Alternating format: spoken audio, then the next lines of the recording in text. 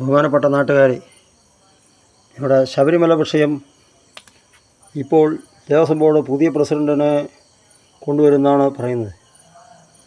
എന്നാൽ ഈ പുതിയ പ്രസിഡന്റുമാർ പറയുമ്പോൾ കഴിഞ്ഞ 10 വർഷം ഭരിച്ച CPM എൻ വാസുവും വേറൊരു പ്രസിഡൻറ്റും ഇരിക്കുമ്പോഴാണ് ഈ ശബരിമല വിവാദം, ഈ ദ്വാരപാലക ശില്പം പാളി എല്ലാം എടുത്തുകൊണ്ട് പോയത്, എന്നാൽ എടുത്ത് കൊടുത്തു വിട്ടത്.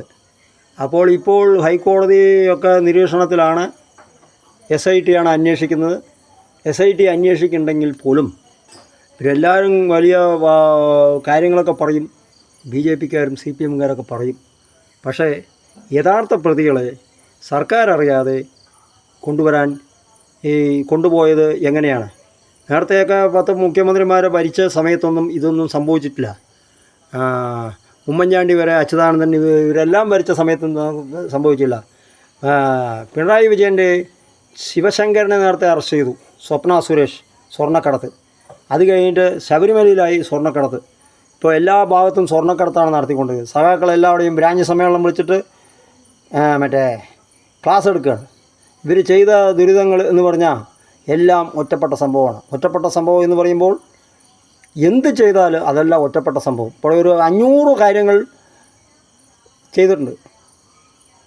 പല കാര്യങ്ങളുമായിട്ട് അത് പറഞ്ഞാൽ തീരാത്ത പ്രശ്നങ്ങളൊക്കെയാണ്. അപ്പോൾ എല്ലാം ഒറ്റപ്പെട്ട സംഭവം പറഞ്ഞിട്ടാണ് ഇവർ കൈ കഴുകുന്നത്. മെഴുകുകയാണ് വന്നിട്ട് ഇവിടെ ചാനൽ ചർച്ചയിൽ വന്നിട്ട് CPMൻ്റെ സഖാക്കൾ. അപ്പോൾ BJPയും CPMും കൂടി ഒറ്റക്കെട്ടായിട്ടാണ് നിൽക്കുന്നത്.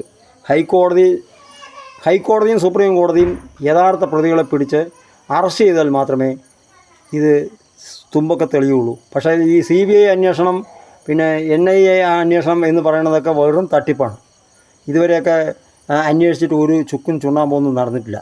അതുകൊണ്ട് യഥാർത്ഥ പ്രതികളെ പിടിച്ച് അറസ്റ്റ് ചെയ്ത് തുറങ്കലിൽ അടയ്ക്കണം.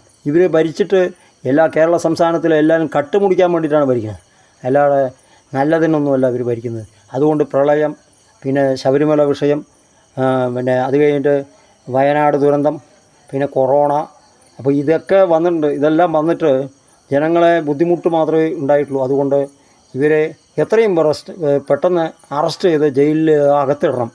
ശിവശങ്കരനെ അറസ്റ്റ് ചെയ്ത മാതിരി. മുഖ്യമന്ത്രിയുടെ പ്രൈവറ്റ് സെക്രട്ടറി ആയിരുന്നു ശിവശങ്കർ. അതുപോലെ അറസ്റ്റ് ചെയ്യണം. പിന്നെ ഇപ്പോൾ എന്ത് ചെയ്താലും ഇവർ BJPയും CPMും കൂടിയിട്ട് ഒന്നിച്ച് നടക്കുന്നതുകൊണ്ട് ഇതൊന്നും നടക്കുന്നില്ല. പക്ഷേ കോടതി കറക്റ്റായിട്ട് കൊണ്ടുപോവുകയാണെങ്കിൽ എല്ലാ കാര്യങ്ങളും നടക്കും എന്ന് പറഞ്ഞുകൊണ്ട് മുൻ ഗ്രാമപഞ്ചായത്ത് മെമ്പർ ശങ്കരനാരായണൻ ആവശ്യപ്പെട്ടു.